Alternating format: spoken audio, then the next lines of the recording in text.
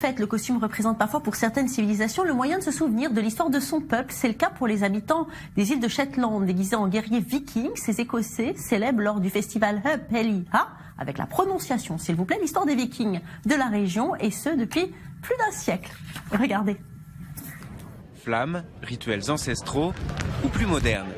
Tous les mois de janvier, l'archipel des Shetland, au nord de l'Écosse, est à nouveau annexé par les Vikings. Un spectacle populaire pour célébrer les racines de ce peuple insulaire. C'est un honneur de prendre part à cet événement.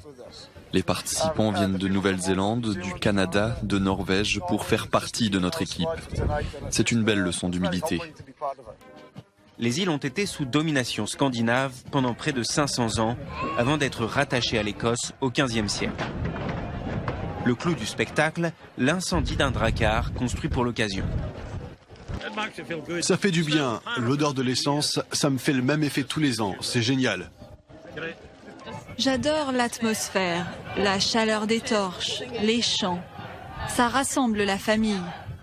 Une fois que le drakkar aura rejoint Valhalla, le paradis des Vikings tués au combat, les habitants des Shetland, eux, iront au pub pour boire à la santé de leurs ancêtres scandinaves. Et puis au Mexique, la fête rime aussi avec feu, surtout pendant la semaine de Saint-Jean-de-Dieu où les feux d'artifice se trouvent à foison dans les rues.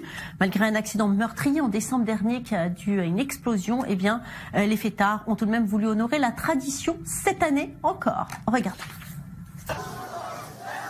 Des taureaux de couleur en papier, des cascades d'étincelles et au milieu de cela, des milliers de fêtards venus célébrer la fête de San Juan de Dios.